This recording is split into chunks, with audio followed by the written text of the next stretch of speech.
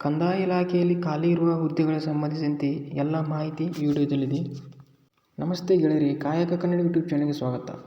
ಕಂದಾಯ ಇಲಾಖೆಯಲ್ಲಿ ಖಾಲಿ ಇರುವ ಗ್ರಾಮ ಆಡಳಿತಾಧಿಕಾರಿ ಹುದ್ದೆಗಳಲ್ಲಿ 2025 ಮತ್ತು 26ನೇ ಸಾಲಿನಲ್ಲಿ ಒಟ್ಟು 500 ಹುದ್ದೆಗಳು ಖಾಲಿ ಹುದ್ದೆಗಳಾಗಿವೆ.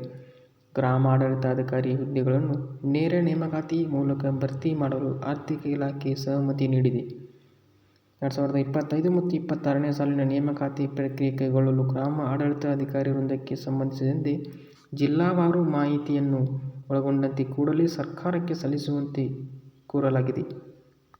ಈ ಹಿಂದೆ ಹೇಳಿರುವ ಹಾಗೆ ಗ್ರಾಮ ಆಡಳಿತಾಧಿಕಾರಿ ಅಂದರೆ ವಿಲೇಜ್ ಅಕೌಂಟ್ ಹುದ್ದೆಗಳು 500 ಹುದ್ದೆಗಳು ಖಾಲಿ ಹುದ್ದೆಗಳಾಗಿವೆ. ಸರ್ಕಾರ ಎಷ್ಟು ಜಿಲ್ಲೆಗಳಲ್ಲಿ ಹುದ್ದೆಗಳು ಎಷ್ಟು ಖಾಲಿ ಇವೆ ಎಂದು ಮಾಹಿತಿಯನ್ನು ಕೇಳುತ್ತಿದೆ. ಅಂದರೆ ಸದ್ಯದಲ್ಲಿಯೇ ವಿಲೇಜ್ ಅಕೌಂಟ್ ನೇಮಕಾತಿ ಪ್ರಾರಂಭವಾಗುತ್ತದೆ. ಅಂದರೆ 2026ನೇ ವರ್ಷದಲ್ಲಿ 500 ವಿಲೇಜ್ ಅಕೌಂಟ್ ಹುದ್ದೆಗಳು ನೇಮಕಾತಿ ಮಾಡಿಕೊಳ್ಳಲಾಗುವುದು ಎಂದು ತಿಳಿಸಿದೆ.